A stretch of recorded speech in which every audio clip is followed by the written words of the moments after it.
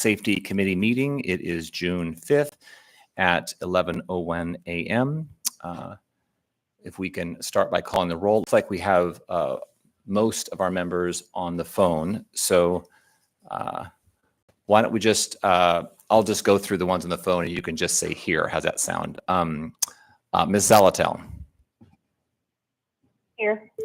Mr. Johnson. Here. Mr. Martinez. Present. Mr. Solt. Here. Mr. Rivera. Present. Mr. Constant. Here. Okay, now let's go to the folks in the room. Mark Littlefield.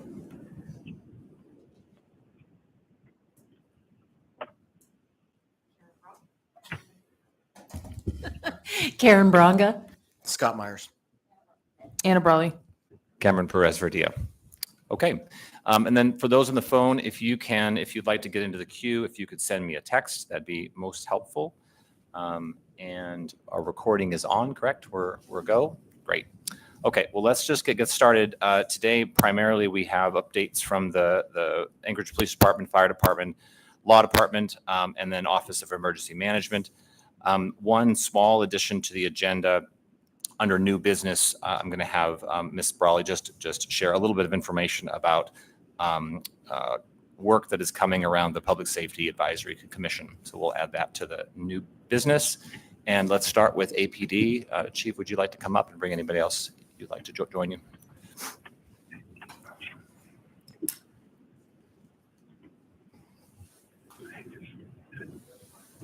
Yeah.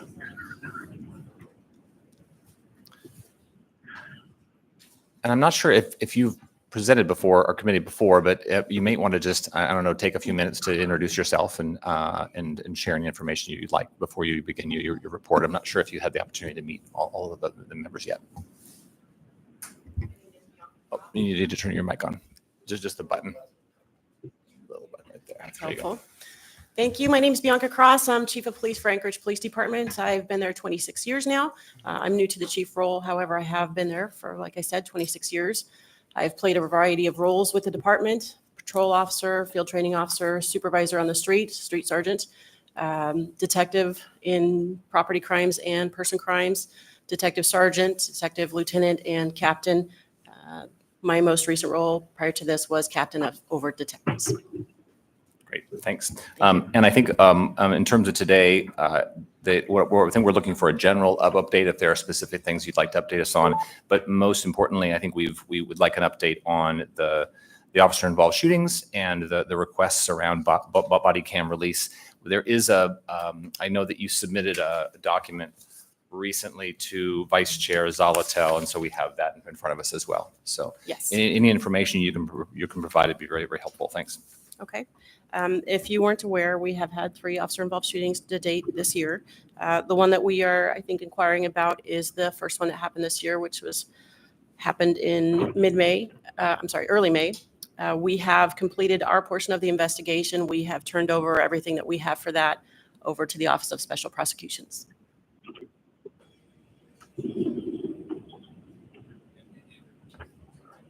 When was that completed?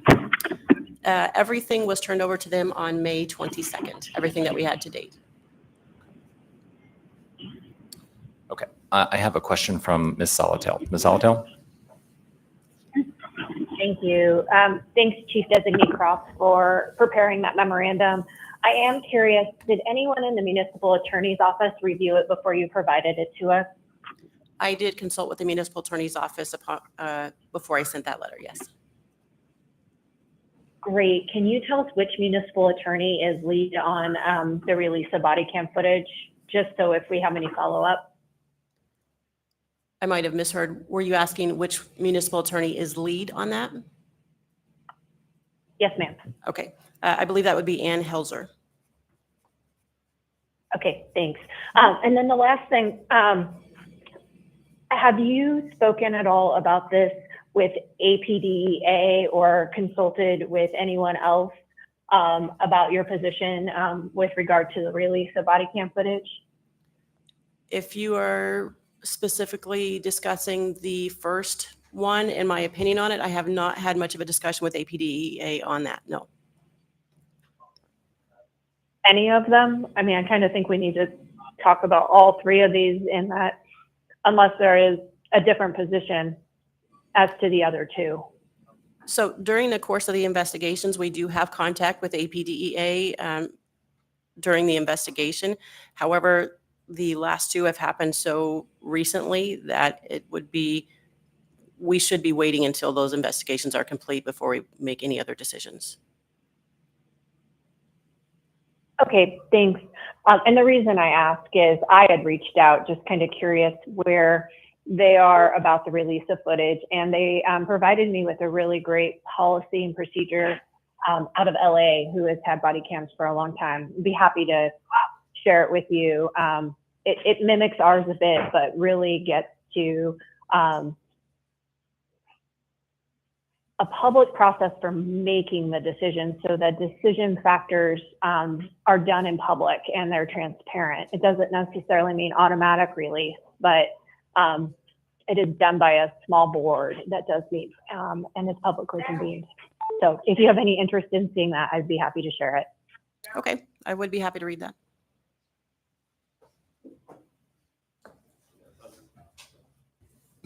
I have another question, but I just want to make sure I create space. Are there others that have questions at this time? Nope. So a couple of questions. At this point in the investigation, have you identified a relationship between the three officer-involved shootings? Are they related at all? What would be your definition of related in this sense? It seems odd, at least in my experience living in the city, to have so many happen in such a short period of time. My question is there something more that we need to know that it's going on in the city? Is there a relationship between these shootings? Is there a similar person involved? Is there a group that's involved? Is there something that is connecting? And it seems odd that there's three that happened in such a short period of time. Most definitely it's unusual. However, we haven't found anything to be related. Each of them have pretty different circumstances. So at this point, no. Okay. And so I think that's all. And there's any other questions around the officer-involved shootings or yes, Miss Brawley? Yeah, I guess I would just be curious your initial thoughts, because I know this is going to be kind of an ongoing conversation about body cams, is how you're looking at balancing. Well, one, I'll say, we have a policy procedure in place. So I acknowledge that. I'm not trying to change that or suggest something outside of that. But also I think, so much of the conversation has been around public trust and transparency. And that's really why these things were brought into place and why they're used in other places as well. And so it seems like this is just such an interesting and unfortunate test case, that happened in West Anchorage. Kind of one of the first big incidents that happened since these rolled out. So I guess I just wonder, beyond the specific case, kind of if you have thought about more as a policy and more as, the department leadership, kind of how do we balance those things, or are there ways that we can, again, beyond this individual case, really help the community feel like increased community trust and belief that body cams are a good policy and that we are going to be using them. I have to go back to the fact that the policy was created after years of discussion with, multiple parties involved in that. And so it would behoove us to trust the policy and the process and go through that, at the same time giving as much information as we're able to in the beginning. But, over the course of time, we'll figure out how best that works. Thanks. Yeah, and I'll just add, I know it's a particularly fraught time because of the cases involved, but also I just really hope that we can find a path forward that people feel good about the body cams that we, especially given the long history that we've had already. So thank you. Thank you. Yeah, I have a couple of other people in the queue, but I just want to build on that I think part of what we're trying to get, is this balance between ensuring that the investigations are able to be done and you're following policy, but also that the communication with the public is strong as well.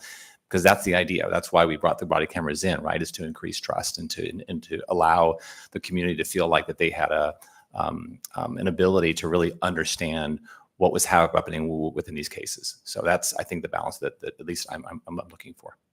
I have Mr. Rivera next in the queue. Thank you, Mr. Chair. So I have a few questions. First is, and if folks in the room can please turn off their mics. So first question is, it's been about, you said May 22nd, the police department turned over its investigation to OSP. So it's been about 2 weeks now. Do you have a sense of how long OSP on average takes to do its investigation? I am less familiar with how their investigations are conducted, and they are on their own time frame, so I don't have an answer about what their average time frame for return is. Okay. Question more generally about the 3 officer-involved incidents. Is there, among the officers themselves who were involved, is there any sort of, getting to what the chair was asking, is there anything that the officers share? Like, are these newer officers? Is it a mix of experienced and newer officers? Can you just, among the 3 different officers, are there any correlations among the 3 different officer-involved incidents? There's no correlation there. There's a mix of experience, a range of years that have been on the department for all 3 of the shootings. Okay, thank you. Then I guess getting specifically to the memo that you wrote and the particular instance that I think is generating really a lot of community interest in body-worn cameras and a lot of community discussion and push that this video be released. In particular, I'm talking about the video with Chris. So I am trying to square your memo with the policy and procedure. And, you know, the way that I read your memo, it's very much, very few instances, if any, where a video would be released before the investigation is complete. Whereas the policy talks about the chief of police having the ability to do that. So I guess my question to you, Chief Designee Cross, is do you support the policy and procedure as written? Is my first question. I do support the policy and procedures as it's written now. Okay, well, that's good to hear. Then can you give us an example, please, of when using that specific part of the policy where it talks about the chief of police may proactively release body-worn camera recordings associated with officer-involved shootings or other critical incidents before an investigation or a criminal court proceeding is complete. Can you give us an example of when you would use that part of the policy? Let me just make sure I'm clear. Actually, can you just clarify your question for me again? Sure. So I am asking if you can give a hypothetical, which I know some of us are loath to do, but that's what I'm asking for, of when you might actually release footage before an investigation is complete using the power that you have in the policy and procedure. So you're asking when I might hypothetically release any sort of evidence before an investigation is complete, and I don't have an example of when it would be appropriate for me to do so before any investigation is complete. What we're after is preserving the integrity in the process of these investigations for what might happen in the future. So my answer is essentially not until the investigations have been completed would it be appropriate for us to do so. Thanks. So then I guess that begs the question, and I apologize for hogging the mic, Mr. Chair. Please tell me if you want me to stop. But that does beg the question then, why is that particular section in the policy around body-worn cameras? I was not involved in the implementation or writing of this policy. However, I imagine that they were leaving room for anticipating some event or some circumstance where it might be appropriate to release prior to that. Okay, but it is just based off what I heard. It's your opinion though that you don't believe that you, as a possible chief of the police department, you don't see yourself ever using that particular part in the policy. I can't predict what will happen in the future or what cases might entail, what information comes from any cases in the future. So I can just say that I don't see it appropriate at this point in time or what we're dealing with under these circumstances now to release any evidence in a case at this point.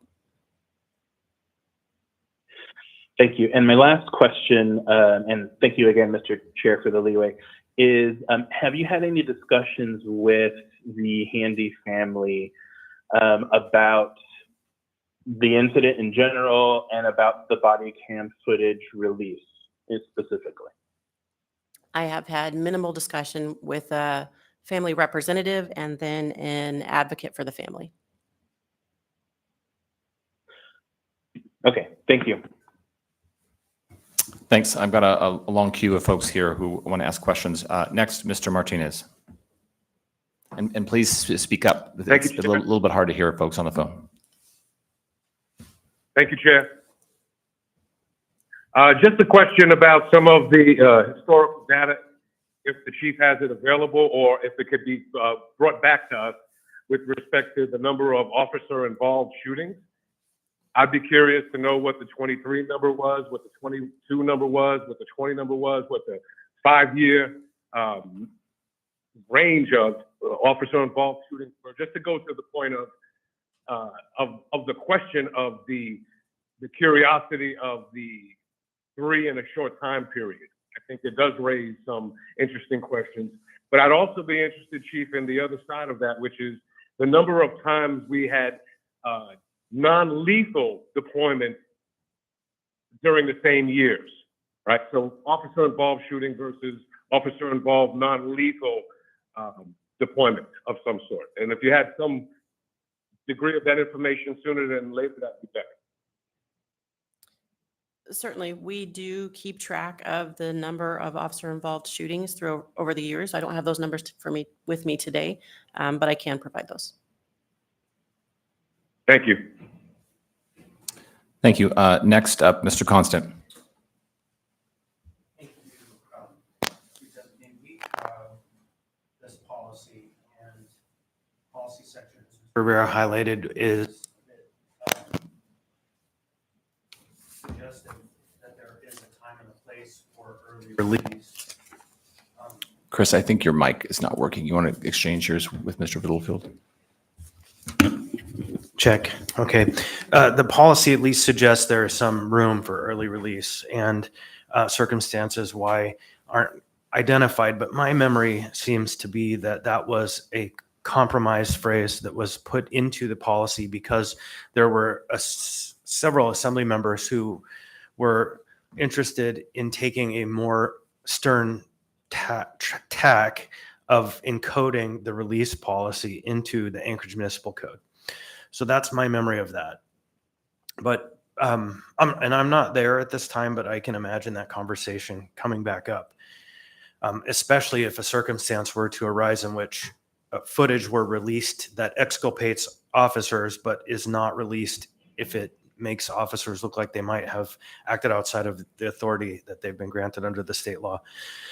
And I'm not suggesting that happened here because I understand that what one video shows, another video might have different, and also what you're standing on the ground is just completely different. And so I don't make any judgments to what happened. You mentioned that you want to let the policy work, and I am generally in agreement. However, it also begs the question, is there a process improvement conversation that will happen relating to this policy after you've had now 2 incidents or 3 in which an officer involved shooting has occurred and there are body cam footage elements out there? And so if there is going to be a process improvement conversation, what is the plan for involvement of stakeholders to make sure that the any amendments to this policy, barring any assembly action, are going to be reflective of a community conversation? So ultimately simplified down is what's the plan for public involvement, stakeholder involvement in a process improvement conversation relating to this policy now that we have 3 cases in which it might be germane?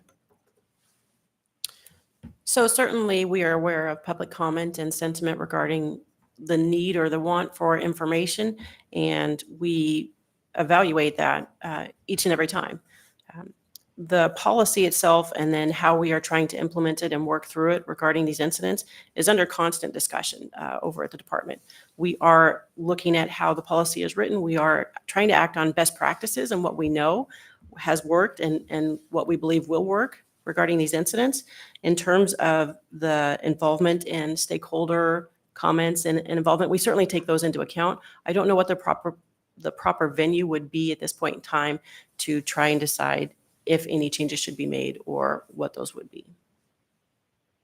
So at some point, I know, separate from body camera conversations, that I have some heartburn about the way that policies are presented by the department, because you can't search by keyword. You can, if you go into a specific policy, search for the content of the policy, that one, but you can't broadly search. And there's no notification of updates to the policies. And so a lot of this, it could be argued, happens in a black box away from the public eye. In fact, there are policies that are updated all the time, which we left it in that way with an annual report on policy updates. But it certainly raises a concern and question about what's a better way we can ensure when updates are being made, they are communicated so that the public understands the ground on which APD is operating. So I think that there's some room for public involvement in a conversation. I think if APD doesn't do it, the assembly probably will. And so there's some room to think about what the best tactical moves are to take in and address this policy. And it might not be, you review policies when the air is cool out, not when it's hot. So you have a clear head on how the reviews are done. But I would suggest thinking through a process by which you involve the public in updating this policy. Understood. Thank you. Next up, Ms. Salatil. Thank you, Mr. Chair. So my question is, and it can be something taken offline, is who got to view the videos in all 3 incidents and when? Because I think that's important, is to get a better sense of actually how the policy is being, or the process is, what's the process? And then we can look at the process in context of the policy and the decisions made in the policy. And I'm not really clear, and I have a feeling that there will be elements in all 3 that are similar, but I think, as you already mentioned, each is a separate incident, and so I suspect they will diverge at different points as well. So if that information could be provided, it doesn't have to be specific officers' names, but if it's particular command staff or, however you have made that process routine, I think that would be really helpful context for us. Thank you. Thank you. Thanks. I don't see any other questions. I just have, I guess I have a one more question, and I'll do a statement, and then I'll give you the question. I think that, again, just, like most people, I watch TV and I watch in investigations, and I watch how police chiefs and others share information. And I guess what I'm concerned about is that as we learn things that can be shared to the public, are we sharing those? And so that we're certainly not negatively impacting the investigation, but as we're confirming things, as we know things to be true, it seems pretty normal to be sharing those out with the public to make sure that they're informed. What is your plan to make sure that happens in all 3 of these, so that as you're gathering the information and able to share information that helps the public understand what happened and why it happened and what your plan is, how do you intend on communicating that out to the public, and what is the sort of frequency that we can expect that? So we are learning as we go through these processes with the body-worn camera footage. Our plan right now is to hold press conferences. We do have a press conference today at 3 regarding the latest incident. So we will be updating the public with more information there. We are cautious, though, because the investigations are continuous. Even when we have turned over evidence to Office of Special Prosecutions, that doesn't mean that there isn't some other person, witness information that comes up. So we have to be cautious about what we do give out because it could change based on new information. But for now, what we will be doing is holding press conferences to advise on what we can. Okay. And it's your intention to, as information comes available that you're able to share, you intend on doing that right away. Is that correct? I don't know if right away is the right term to use, but when we are able, yes. Okay, thanks. All right, just to double check, is there any other things you'd like to report on in terms of your department before we close your section? I think I'll just say we are still working through everything, and we are working on continuing recruitment and retention within the department. That is a concern about the number of officers that we have and that we have lost. But as I said, we are working towards that, and we will be starting an academy soon. So I appreciate that. Thank Yeah, and you recently had a graduation. I was able to attend that. Do you want to share how many new officers you sworn in? Yes, we graduated 16 new officers, which I'm happy to say they are on the street and they are in training. We're happy to have them. We're especially looking for people who want to be in public service. So if you know of somebody who is interested in law enforcement and public service, I feel it's my obligation now to reach out to everybody and ask them to consider working at the police department. Thanks. Any other questions from the group here? Doesn't look like it. Kent, is there anything you'd like to share at this point, or you're just here to? Just here. Okay. Thank you very much for your time. Thank you.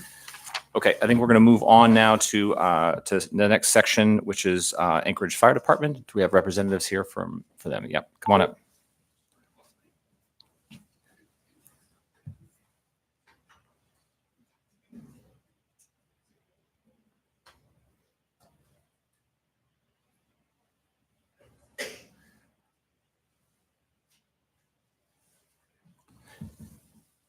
And Kent, we have an item under new business, but I think we can include it here if you'd like, in terms of the update on the urban or interface co-coordinator position. If you'd like to, we can push that all up together, if that works. Okay, great. Okay, well, thanks. If you could introduce yourself for the record, and then also just, it looks like the only item here is the wildfire mitigation response, but any other updates you have from your department, I think would be really, really helpful. Thanks. Good morning, Deputy Chief Eric Shinneman. I'm here for Chief Schrage today, who had a conflict. And to my right is Assistant Chief Brian Parch, who will speak to our wildfire program update. I will just start off with just kind of a general fire department update for the board. So going through the first quarter of the year, our EMS responses continue the multi-year trend of trending upwards. What we saw this time through the first quarter of 2023, we were averaging around 2,900 EMS responses. This year in 24, we're actually up over 3,000 per month averaging. So it's been about a 5% increase in our call volume, especially EMS, over the past 3 to 4 years, and that's continuing. On the assembly docket for next week should be the spending approval for our light duty vehicles. We're finally getting that squared away. From MCT, Mobile Crisis Team, for the month of April of this year, they had a total of 416 incidents. 384 were requests, were 911 crisis requests. Let's come back to that. Over the span of, when we look at the trial that started back in March, the data from then through May 18th, and just to remind everyone, the trial is a 24-hour, and it's just running 3 days a week. And in one 24-hour period from 9 a.m. to 9 a.m. the next day, Mobile Crisis Team had 25 incidents. Another time over the span of 2 24-hour periods or 48 hours, they had 45 incidents. And to put that in perspective, with the Fairbanks Mobile Crisis Team, they responded to a total of 56 calls over the entire month of April. So our team was doing that call volume in just 48 hours. For the trial period specifically, again, that's Wednesday, Thursday, and Friday nights, 30 shifts to this reporting period. 157 were 911 entry crisis requests. This stayed within the community, 134 clients, which is roughly 85%. We've been in the 90s, low 90s, and it was kind of expected our stay within the community was going to drop at night, just because the community resources aren't available overnight. And of the transported by ambulance to the EDs was 22 clients transported by APD. Prior to mobile crisis team on scene was 1, and we had no requests for APD for assistance due to safety reasons. So the trial ends technically June 13th, but our intention is to keep it running as is. Like with APD, we did have an academy graduate here on May 10th. This was the second of our 2023 hiring process. We had a smaller academy of 8 firefighters last fall. This one, we had 15 graduate. So from this 2023 hiring process, that gives us a total of 23.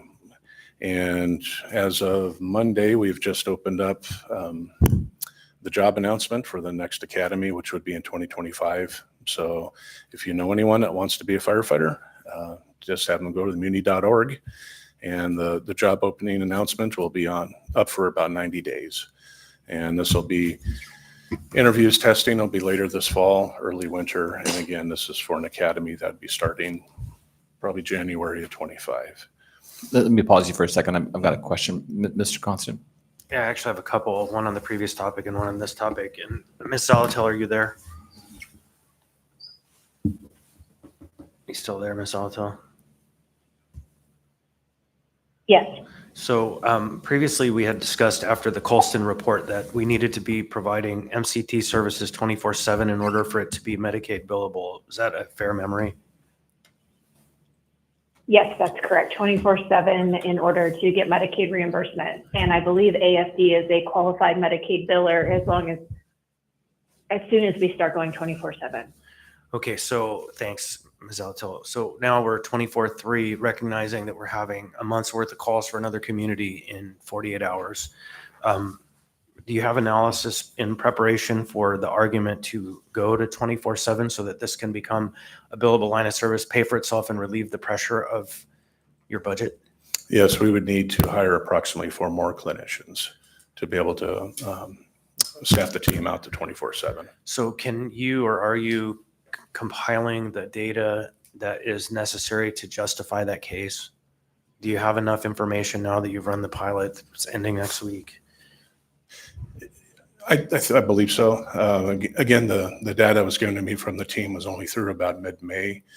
So we get another month's in there.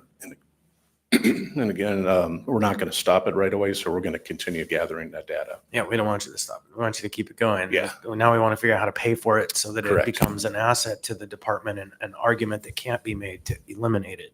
And so, but what we need to get there is 24/7 in order for it to pay for itself. So really, what I'm hoping for, separate from this meeting, is a plan from Chief Schrage to hit that mark. Yes, sir. And then my previous question is, you had mentioned last month, a year ago this month, 2,900 calls. This year, call volumes are up, EMS 3,000. Is that having an impact on staffing, like on our ability to deliver the services, on our kind of the folks operating those buses?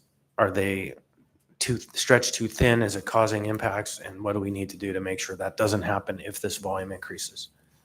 From our response profile, we're still maintaining 24/7 coverage. I can actually pass this one to Chief Parch if you feel like answering that one. To Mr. Constant through the chair, it does have an impact on the line. We have fairly adequate staffing to cover the call volume that we're seeing the increases for. Any sort of increase in workload is obviously carries a little bit of strain on the crews, but the crews are adapting. It's what they do. We serve the community, and I'm not seeing anything that's immediately needing attention on this. Okay, just know that we're watching. I do hear reports of some teams in BLS1 running like 12 and 14 calls a day and more sometimes. And if you divide that by the hours, and these are complex medical cases, that means they're not sleeping. And so that creates a concern. No, I agree. We are, to Mr. Constant through the chair, the other piece of this too is that we are constantly reviewing and running through our response profiles and what we send to what calls to make sure they're not over-resourced or under-resourced. Yeah. And by a constant evaluation of that, we've actually been able to alleviate some areas and properly send appropriate resources to appropriate calls. So through that has only been within the last couple of months, we've seen a dramatic increase in the ability to send the appropriate resource to the appropriate call. Okay, that's good. And I know you just opened a recruitment, which is the key to keeping the whole thing working, is having enough bodies to do the work. And so as we move forward into the next several months, I certainly want to look at how we mitigate the impacts of too much overtime, and on people. I'm not talking about on the budget, because we got to pay for the service if we have the demand. EMS has to be there. So the question is, are we meeting those marks, and what's our plan? So it's not a question for today, but where my mind's at. Thanks. I just want to build on Mr. Constant's previous comment and question around the mobile crisis team. I'd really like for Chief Schrage to come to this committee as soon as possible with a timeline and a plan that we can discuss, so that we can have very clear understanding of what we need to do as a body to support getting to 24/7. So if you could relay that for me, I would appreciate that. I think that's something that we really need clarity on of what you need from us to make that happen. So thanks. Any other questions at this time? Okay. Next, I'll let you keep on going. Go ahead. Yeah, I'll just wrap up with the testing we did in 2023. So this was our one academy. Granted, it was split into two parts, but we did graduate out of both the academies 4 out of 5 female firefighters. So this was the largest class we had of females. So it kind of attests to the efforts the department's been doing to try to recruit in the underrepresented communities. A lot of it is the fire and Northern Lights and Sirens camp that we do every other year that specifically focuses on introducing young women into the fire service. It's been extremely successful, as well as our Explorer program, which the advisor cadre has increased the amount of explorers significantly. And I would probably say half of the explorers are female. So we're doing a much more concerted effort to try to recruit and diversify our department. And then for the wildfire update, I'll just pass over to Chief Parch. Thank you. So a quick update on our wildfire mitigation efforts and some things that are going on in operations. We have, as the Assembly is aware, we have a grant that came to us federally that has a couple of pieces within that grant that we were asked to fulfill. We've worked through 3 of them, and I would say completed 2 of them. The third one is almost there. One of the pieces being the wildfire coordinator position, the person to run the office. Through the previous process we went through, we were unable to produce a candidate for that position. Now that the position has fallen under operations, which is what I manage, I'm working with classifications to try to get the job announcement out this week, with the idea of getting recruitment out and interviewing. And I've been working with some other agencies outside the municipality and some within the municipality to get some individuals interested in that. I'll take on that process and go through the interview process and hopefully get somebody in that office here in the short term. But in the meantime, I have taken an individual from operations to do some of the clerical work in that. It's not ideal, but we're making it work, and we're still meeting some of the benchmarks within the grant as stated. Thank you. I have a question from Mr. Johnson.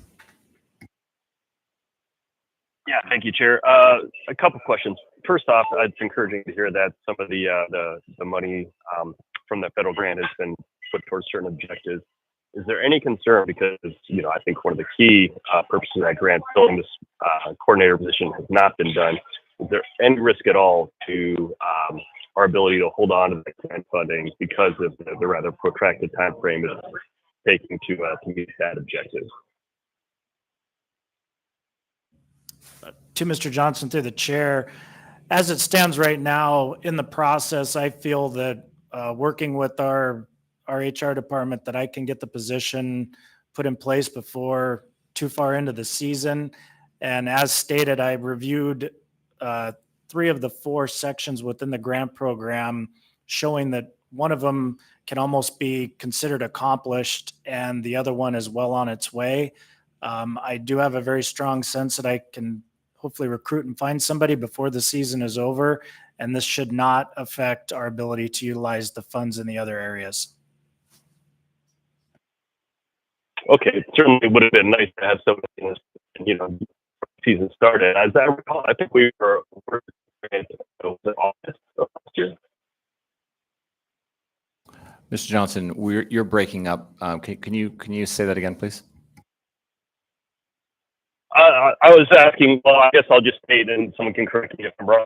We were in 2023. So here we are, by my math, I think 9 or 10 months into it, and we still haven't filled that position. And as I understand it, it took several months at least for it to get posted. And then I know a candidate was identified, and I don't know the reasons why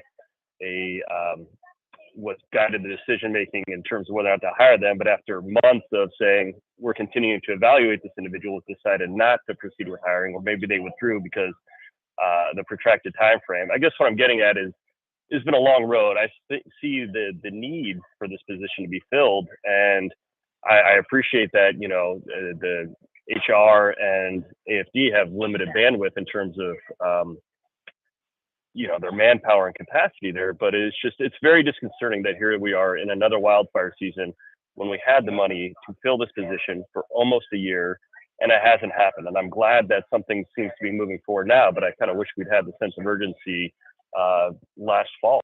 And I'm not I'm not necessarily trying to point fingers at any one individual here, but it's disconcerting that we find ourselves in the circumstances, given the risk to our community, and the potential, if not the eventuality, that there will be a major event, even the possibility of something as horrifying as what we saw in Lahaina, as the experts say could happen to Anchorage.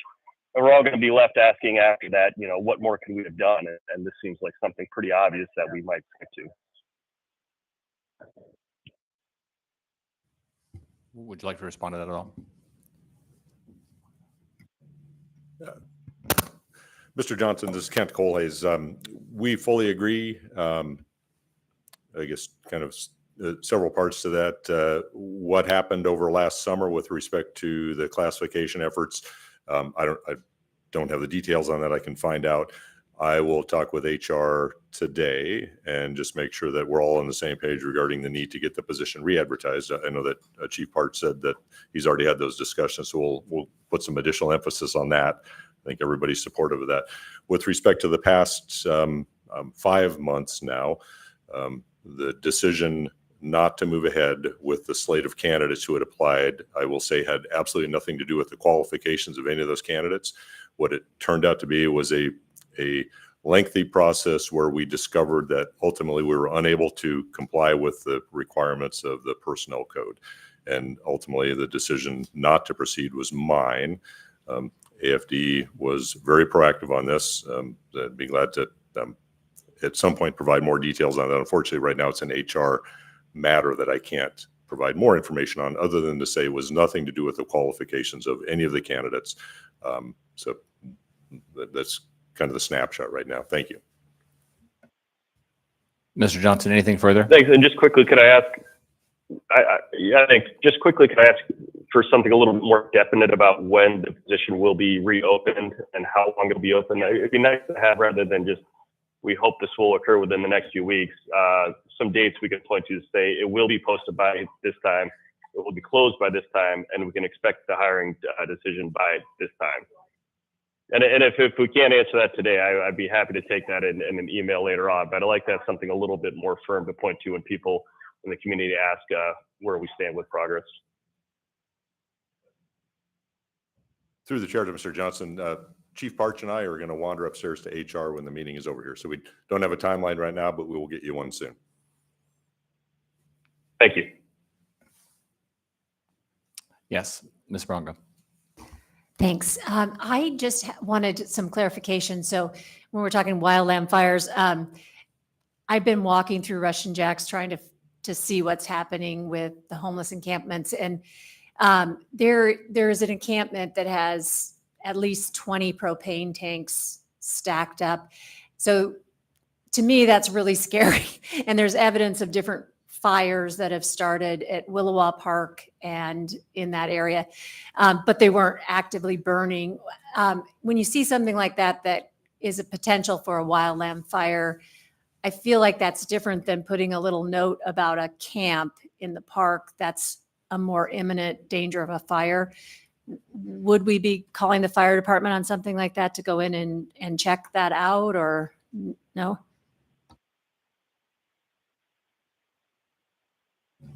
So Ms. Baranga, through the chair, if our crews get called out when the public notices active fire or anything that's obviously a threat to the wildland environment, they'll go out and mitigate the issue in their report, and through the process, they can note that the particular camp or what they're involved with should be considered for abatement through the hazards and things that are involved in the camp. But beyond that, our crews do not have the capacity to also clean those out.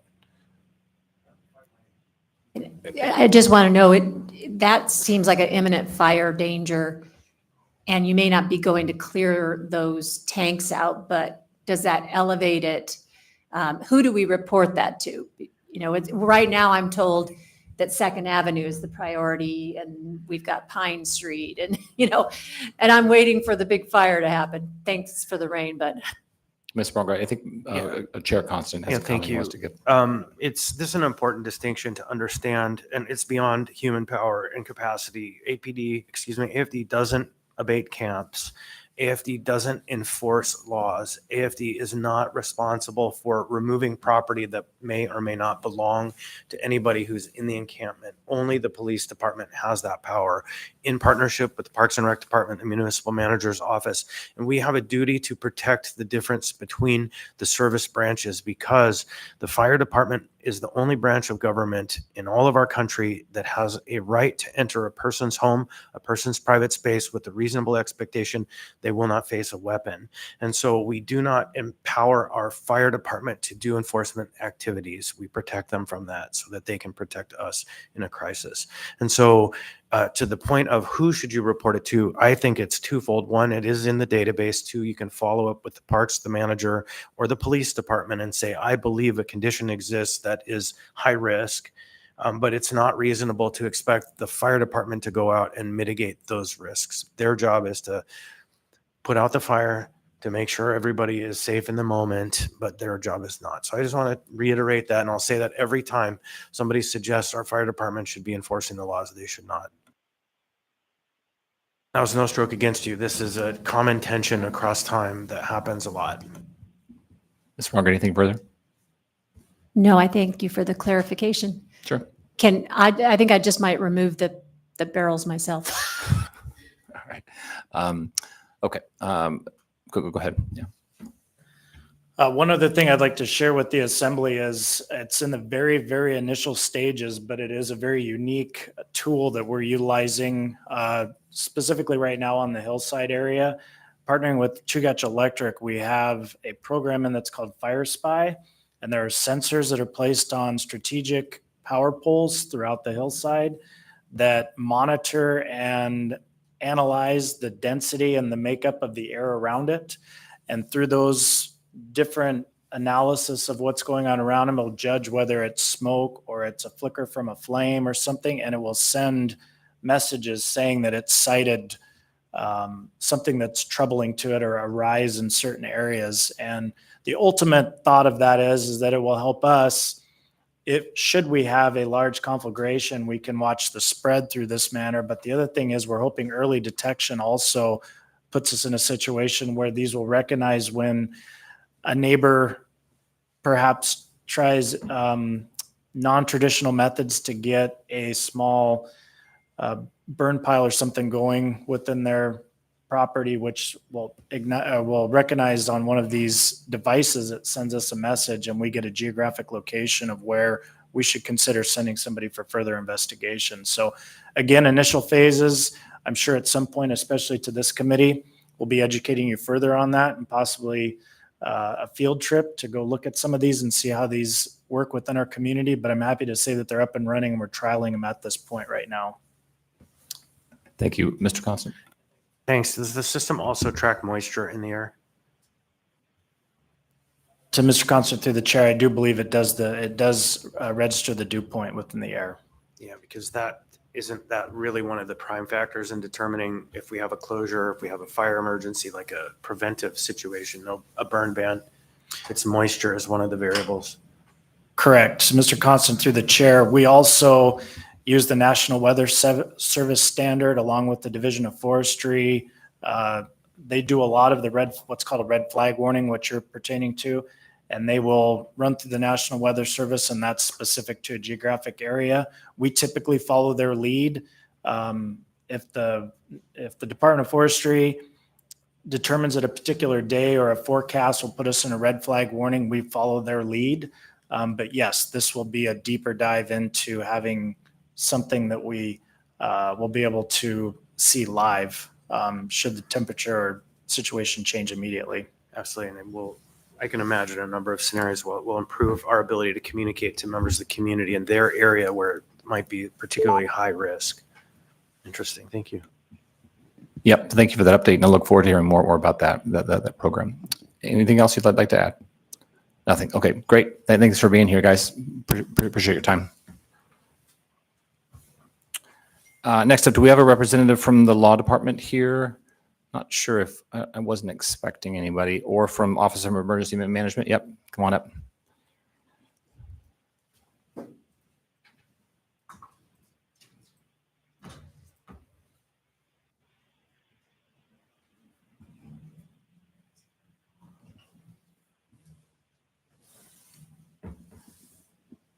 Thanks. If you'd share your name for the record, and you have the floor to give us an update.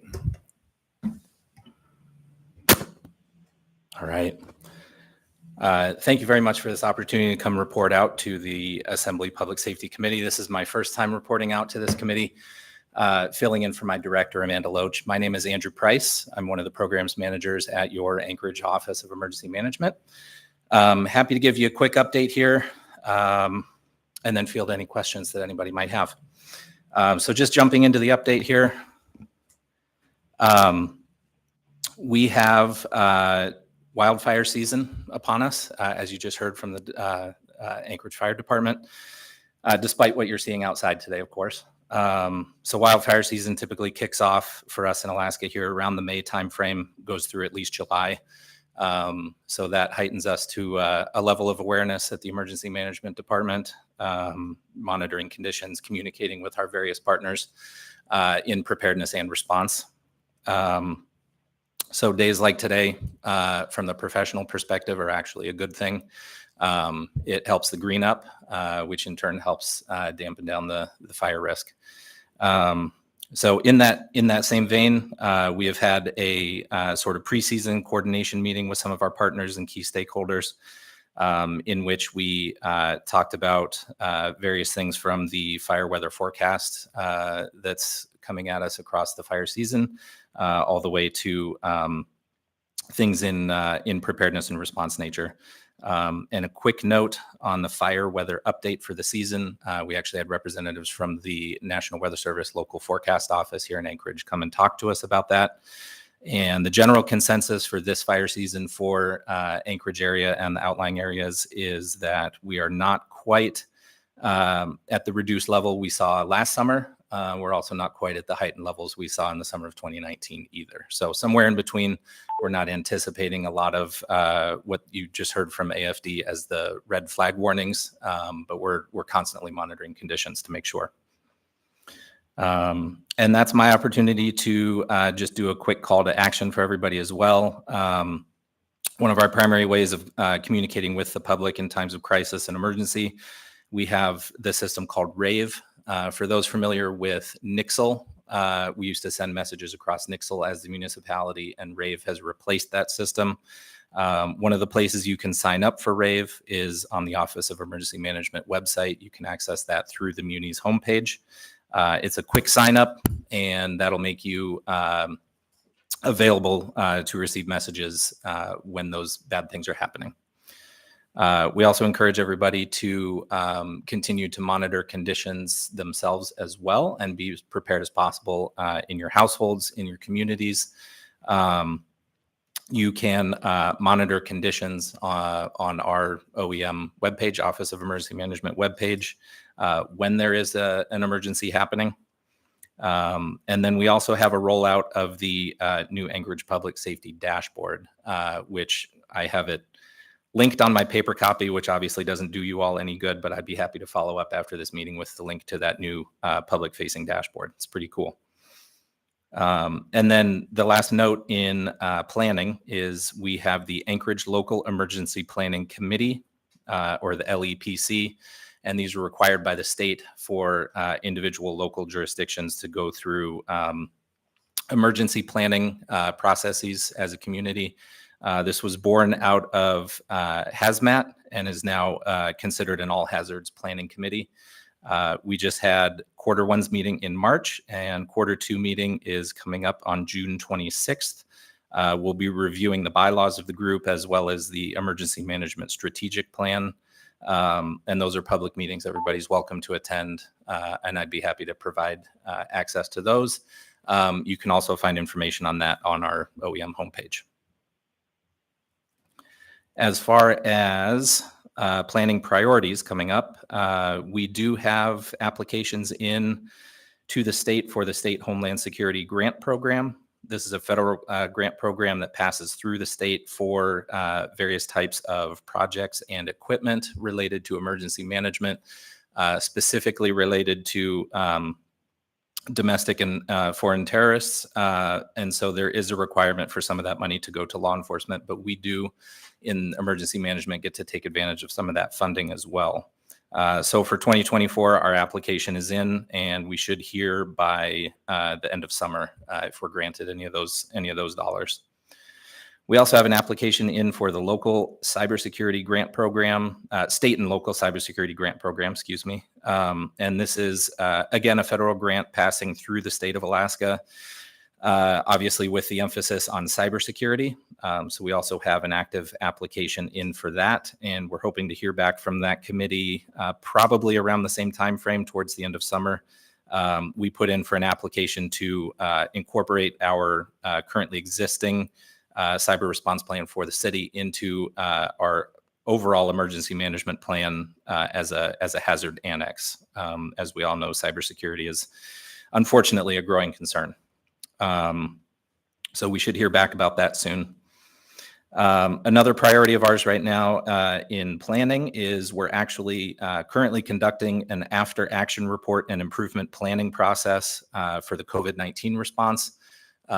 This has been a long time coming, and we're finally able to do it along with a contractor who is helping us organize all of the data that came out of the COVID-19 response. They helped us form up and perform outreach surveys to the public as well as the stakeholders and people who participated in the response. So that part of the process is complete. We also were able to conduct interviews with key players in the actual Municipality of Anchorage response to that. And we're working on putting together the initial draft of that after action report. So that is exciting that it's finally happening.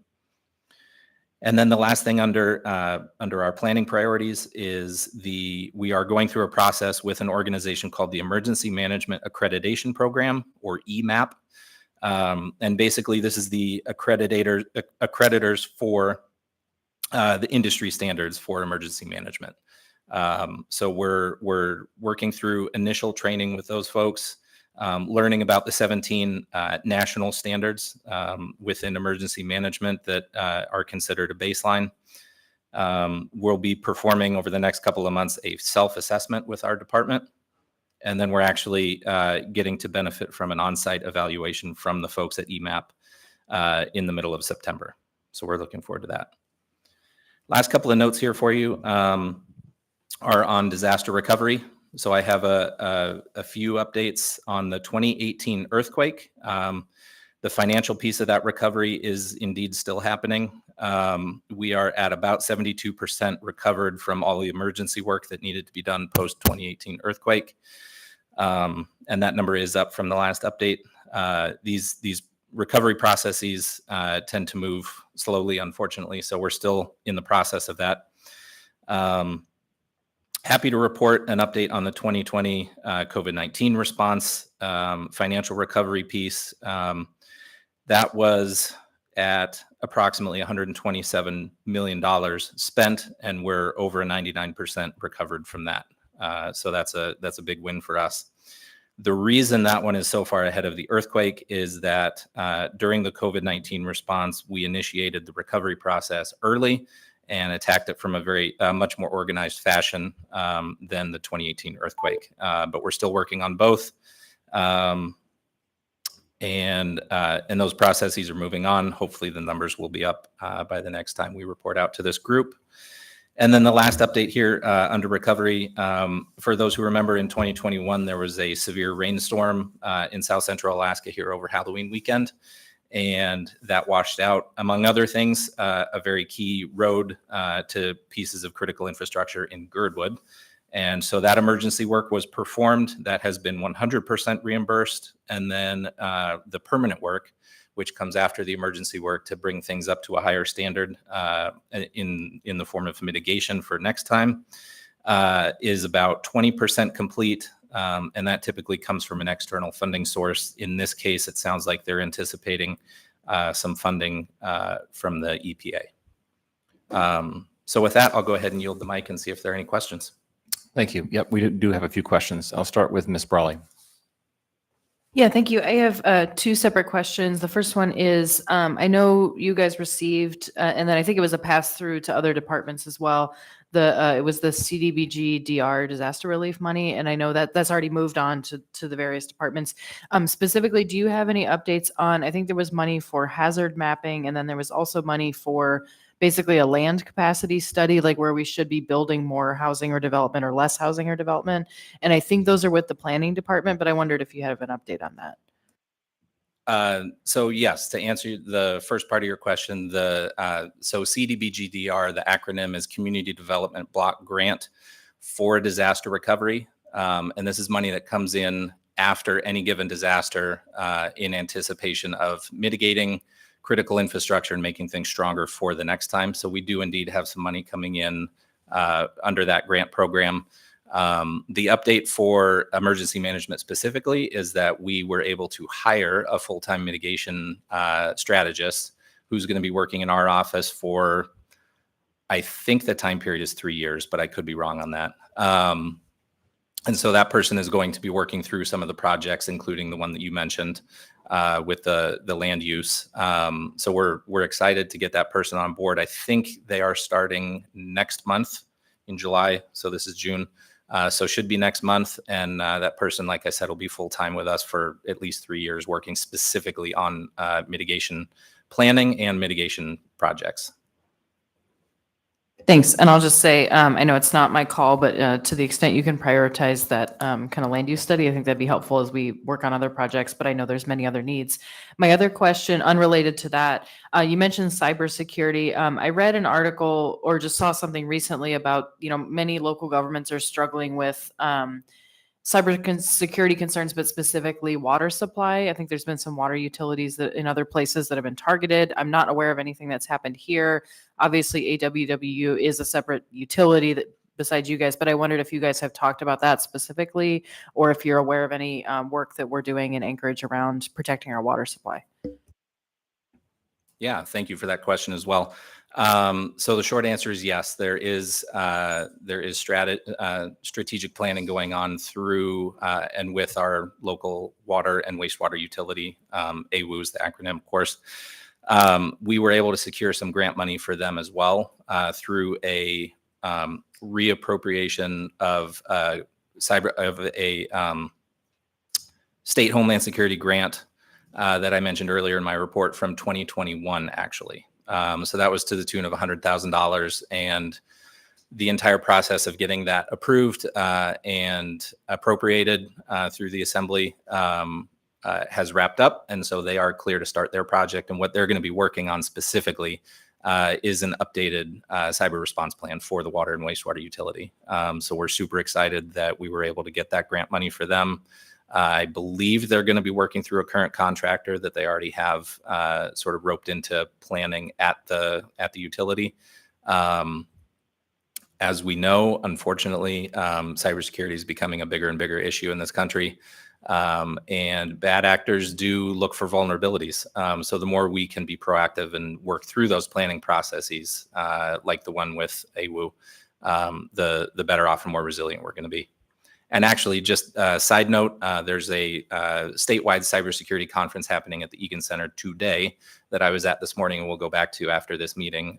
And we have folks from the federal level, state level, and local level in all sorts of different industries talking about these very issues. So cybersecurity is definitely a concern that's at the forefront, and we have a lot of people way smarter than I am working on those things. So thank you for the question. Yeah, and I'll just again state that I'm not aware of any specific threats, or that's, you know, not an Anchorage specific conversation, but I have seen specific articles in other places talking about that as a particular concern. So, and I'll there's a couple articles, I'll share them with the members, or I'll ask others to share it. Thanks. Doesn't look like there's any other questions. Anything else you need to add before we close? Nothing else to add. Thank you for the opportunity. Yep. Thanks for being here. Come back and see us again. You bet. All right. Okay. I think we finished our regular agenda. The Wildland Urban Interface Coordinator update happened during the AFD update, so I think we covered that. I do want to hand it over to Ms. Brawley to give an update on work that we're planning on doing to reestablish the Public Safety Advisory Commission. Ms. Brawley? Yeah, thank you. Just briefly, and then of course this conversation will come back. So I just wanted to give an update since this meeting was happening. If folks remember, we for a long time have had a Public Safety Advisory Commission, one of our boards and commissions that is made up of community members. And then of course that board sunsetted back in October, and none of us realized it at the time, or I'm sorry, it sunsetted in January. And then we discovered it as we were contemplating a couple of potential appointments. And so anyway, so at that point, the commission is not currently in our code, but member Perez Verdia and I know others, you know, during that discussion and that meeting as well expressed a desire to restore that commission. And then really the question is, what should the code look like? You know, do we put it back exactly the way it was? You know, what does that look like? What do we contemplate the mix of folks on that commission would be, and what would the purpose of that commission be? And I think given all of the discussions around things like body cams and just other kind of community public safety issues, there certainly is a need for that space to have that discussion. So where we are right now, Mr. Perez Verdia and I met with staff. We looked briefly at the code, but we haven't brought anything forward yet. So we just wanted to give an update that our intent is to continue working on that. We're also open to having a third member because right now it's just the two of us. It's certainly not an urgent priority at this point, but our starting point will be the code that already exists. And then we want to bring that conversation back and figure out how to have a thoughtful conversation around what that board's purpose would be, what its composition would be. And so that's really just the update, you know, not to bring more forward right now. And then of course we also will want to have a conversation with the incoming administration, kind of what their priorities or vision would be for this commission as well. So at that point, that's the update. Nothing right now, but look for that to come back. And I believe we kind of gave a target of bringing it back sometime in the fall. So we'll take some more time and look for more information soon. Thanks. Thanks, Ms. Brawley. Any questions on that? Okay. Unless there's anything else, I think we'll move to audience participation. Do we have members of the public who'd like to speak? Great. Okay. If we can, I think that might be the best way to do it is to figure out how to bring one of those microphones over. Just trying to look at yeah, maybe we want to just do it in the center there. I don't know. Or yeah, and you might even hold it just so we can hear you once you push the button. There you go. That'll work. Okay, so you'll have, make sure you share your name and maybe the area of town you live in, and you'll have 3 minutes, and I'll set my little alarm thing so you'll hear the ding when your time's up. Okay, go ahead. Hi, my name is Cynthia Gachapine. I live in East Anchorage. I'm here as an advocate for the Handy family. I have a statement that they wrote that they would like me to read, as they cannot be here today due to a prior engagement. So I'm going to read that out to everybody in the assembly. That's who they basically wanted you all to hear this statement here. The Handy family has been repeatedly seeking the body-worn camera footage, dash cam footage, and 911 dispatch call recording from the shooting of their son, Chris Handy, on May 13th. Despite their requests, they have been met with varying expectations and unclear timelines for the release of this footage. Chief Cross has made conflicting statements regarding the shooting circumstances and when the family can expect to see the footage. The Handy family was not notified properly about Chris's death. They were immediately taken from the crime scene to APD headquarters and placed in separate rooms while being questioned, and they have experienced harassment by the Anchorage Police Department after this happened. The Office of Special Prosecutions has also not been very communicative or transparent with the family. Instead of informing the family that APD had concluded their investigation and handed the case over to OSP for review, OSP unexpectedly shared the news with the media first, leaving the family unaware of the development. All of this has occurred while the family has been in the process of grieving a deep loss. APD and OSP have operated in a completely inappropriate and unacceptable fashion throughout this process. As a community, we demand that the Anchorage Police Department be transparent and accountable. The adoption of body-worn cameras was a significant step forward in transparency and accountability regarding policing in Anchorage, and it is unacceptable that the current lack of transparency is not meeting our expectations. Chief Cross has had the ability to release the footage under current policy, yet she has refused to do so. To show good faith and demonstrate accountability, we urge Chief Cross to immediately release the footage to the Handy family. This is a critical step in rebuilding trust and ensuring that our community's law enforcement practices are transparent and just. So that's their statement. I have been sitting here, though, through the entirety of this meeting. So I was able to see what Chief Cross said. I was also able to hear other members of the assembly speak on some of the things she said. One of the things personally, and this is not within the family statement, this is just me speaking, to say that this is a test case of how body cam footage is handled is disgusting. I'm sorry. This is a family that you're talking about here. We should not have test cases when people die this way. Also, the policies that are currently in place where the chief can, release this on, if she wants to. I understand why it was put in place. I was there through many assembly meetings where you all had this discussion. We, as members of the community, had told you guys time and time again that APD was not going to be transparent, that there needed to be an automatic release put into the policy. And your, answer to that was to put in this at her discretion or his discretion. Well, look at where we're at now. Mr. Chair. And we knew that that was going to happen. Ma'am, thank you for your statement. Your time is up. Thank you. Would anyone else like to speak at this time? Would anybody else in the public? Oh, yes. Is that All right. Thank you. does that mean on the phone? I'll get to you next. Actually, we have someone here in the room, and then I'll have you speak next. Okay. If you could state your name for the record and where you live in Anchorage, and you'll have three minutes. Go ahead. My name is Emily Clock, and I live in District 3. And I'm here today just speaking on behalf of myself as a 15-year resident of Anchorage. I want to support the Handy family in their call to release the body-worn camera footage. unedited and at no cost to the family. They deserve this justice, transparency, and accountability, and they deserve to have an understanding of what led to Chris's death. I was here earlier in the meeting and also similar to Cynthia, heard what Chief Cross said. And there are places all over the country that allow release of body-worn camera footage within 10 days automatically. So to me, this means that there are ways to protect investigations while allowing access to that footage. And that is the correct thing to do in this case. And as we've mentioned, the chief does have the power to do that.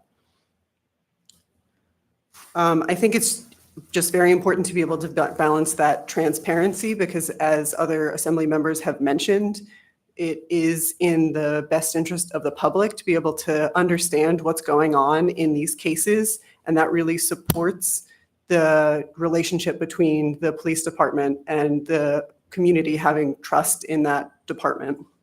And additionally, I just want to thank the mobile crisis team for all the work that they've done. I do appreciate especially the Assembly's conversation today about trying to figure out how we can get that to be a 24/7 team. I think that that's really important, and it's especially something that can hopefully prevent crises and escalating to things where we're now addressing officer-involved shootings. So I really hope that we can find a way to move to a 24/7 mobile crisis team. Thank you.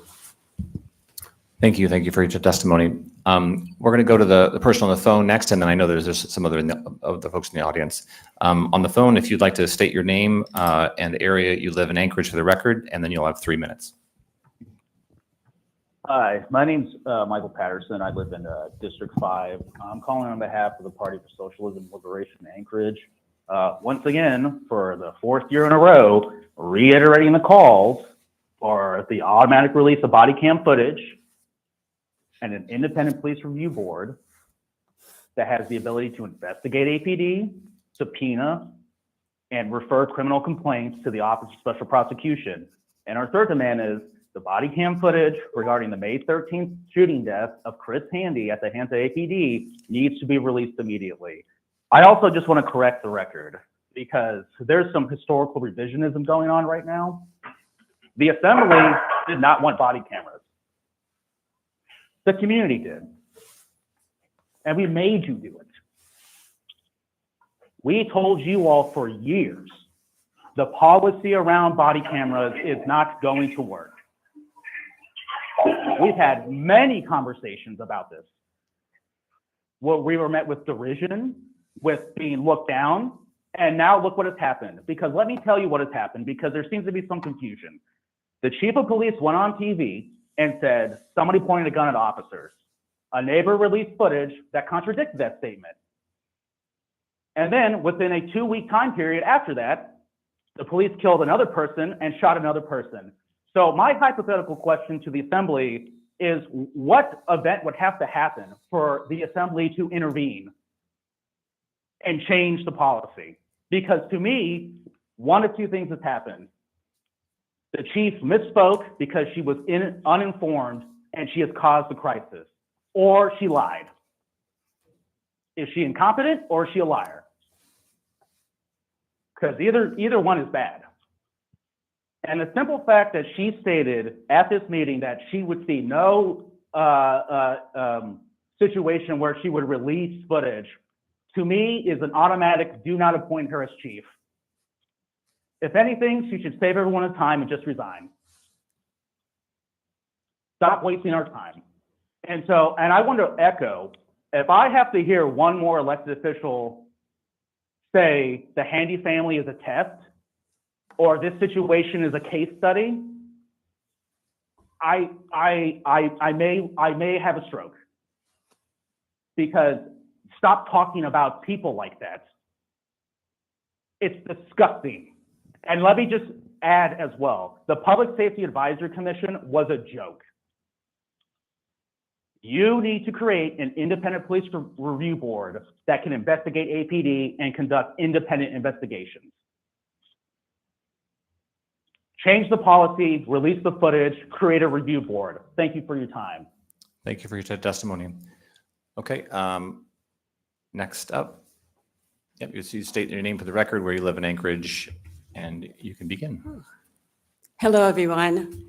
I'm Celeste Hodge Grouden, and I am the president and CEO of the Alaska Black Caucus. I actually live in Potter Marsh. The Alaska Black Caucus is a nonprofit organization that champions the lives of Black people and other marginalized groups in the areas of health, economics, justice, and education. For over 3 years, the Alaska Black Caucus has been in the trenches from the very beginning, championing these efforts to get body cams. And I know that there were assembly members that supported that effort. So I just wanted to put that on the record. Meeting after meeting, though, it was very challenging to actually get the body cams. You know the story. Many of us were there. We sat in those meetings. We held rallies. We filed a lawsuit. I mean, we did everything we could to finally get the body cameras. And guess what? We got them. We got the body cameras. It was slow, though, when it came to implementing the body cams. And here we are today in an even greater crisis of the purpose for the body cams to get the footage, and yet now we're having this debate on releasing the footage. That was not the purpose for the body cams. We wanted the body cameras to tell the story. And so I am here to go on record on behalf of the Alaska Black Caucus to urge you to please do what you can, because I know you support transparency and accountability. I know that for a fact. We just want the release of the footage so that the story can really be told. Thank you very much for your time. Thank you for your testimony. Thanks. You state your name for the record, where you live in Anchorage. You'll have 3 minutes. My name is Lincoln Swan. I live in Midtown, and I'm a registered voter and taxpayer in the municipality of Anchorage. Thank you, Assembly members, for hearing my testimony today. I'm here to speak regarding the body cam policy in general. You know, it was at a meeting just like this one some months ago where I had a conversation with former Chief Curl about the body cam policy and the implementation.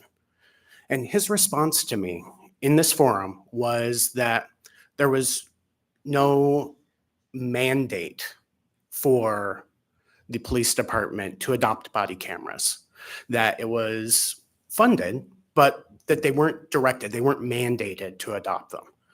When we look at the chief of parents' testimony today, even in the face of their own policy, which allows them to, they are choosing not to release this footage, even to the families, much less the media or other concerned citizens who have a real stake on how we are being policed.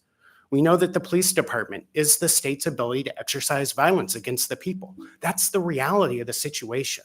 They have a huge responsibility when it comes to how they manage it, and we have a huge right to know how they do it.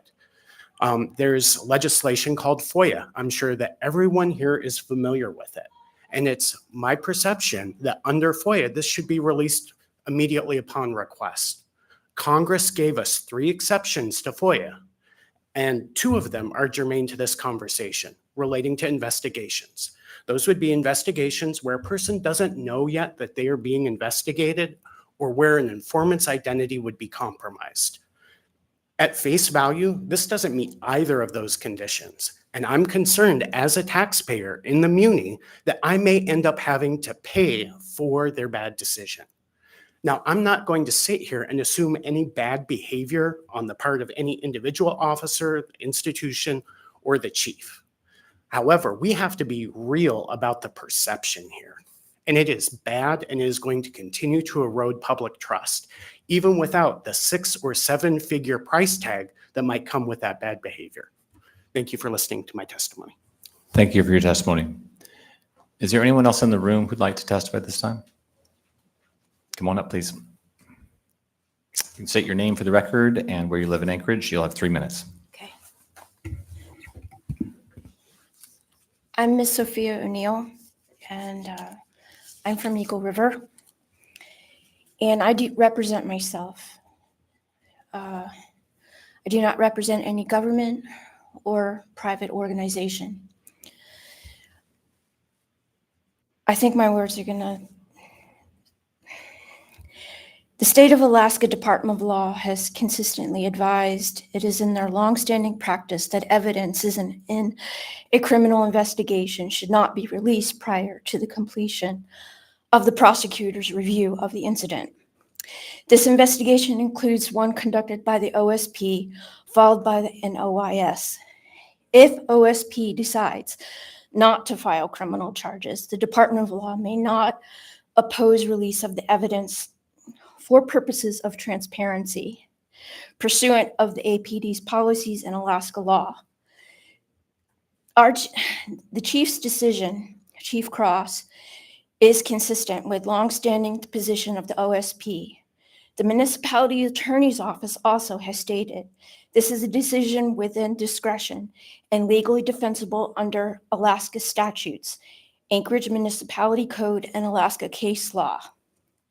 Now, before we direct our anger and we direct the hurt and we direct not knowing everything, we need to know a little bit about technology. We need to know a little bit more about how that technology can be manipulated. We also need to know that when people make statements and they incite, there could be a purpose behind it.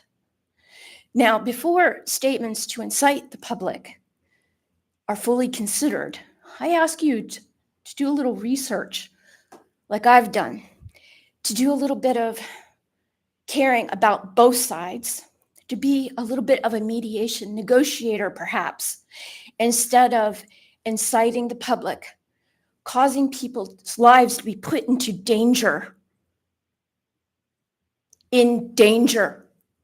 for going out there, strapping on a 30-pound belt, perhaps armor, every day, and going out unconditionally to serve you, the public. Show honor, show integrity by looking more deeply into everything and not just going on emotion. I understand people are hurt. I understand that there's been contradictions, but you must understand that when you are presented with a situation, whether you're on ground or you're an observer, it is your duty, it is your responsibility to learn all you can before you cause incitement and endanger anyone, whether it be an officer or the public. Thank you, ma'am. Your time is up. Thank you for your testimony. Yes. All right, we've reached the end of our meeting. I don't believe there's anybody else I can see in the audience who wanted to speak. So with that, if there's nothing else, this meeting is adjourned. Have a good day.